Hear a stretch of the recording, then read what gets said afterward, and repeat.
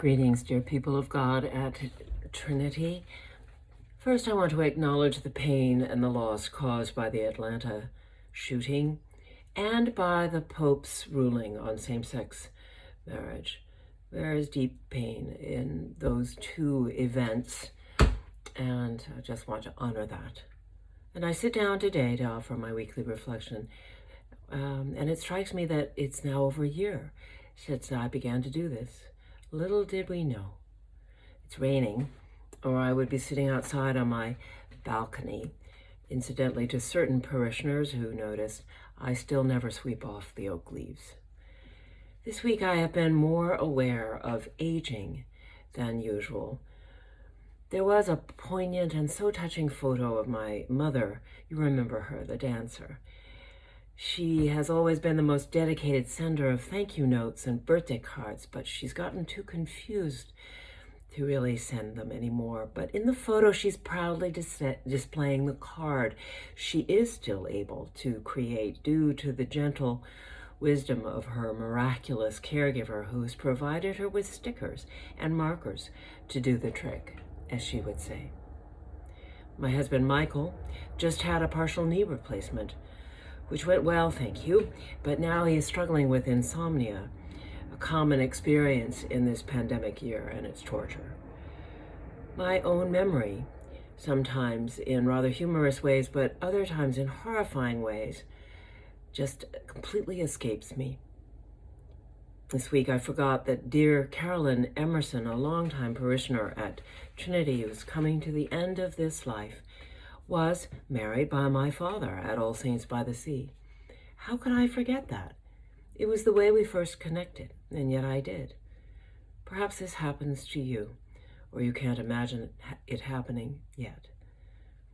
And then I received a surprise gift in the mail from my dear friend Lori Barra, who beautifully runs the Isabel Allende Foundation, and it is Isabel's latest book, Soul of a Woman, written in the early days of the pandemic.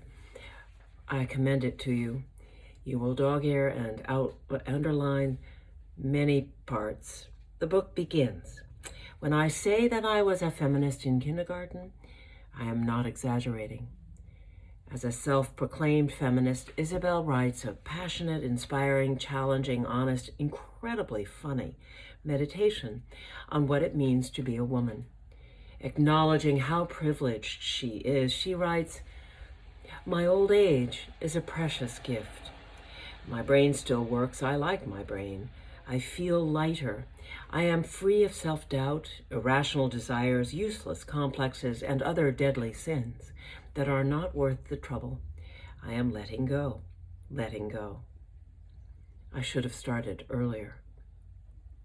Here's where it gets even better, people of God. This is what I want to offer to you.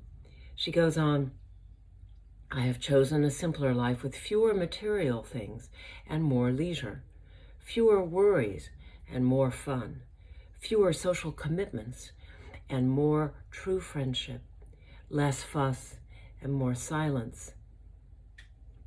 What would be more fun, more true friendship, more silence for you?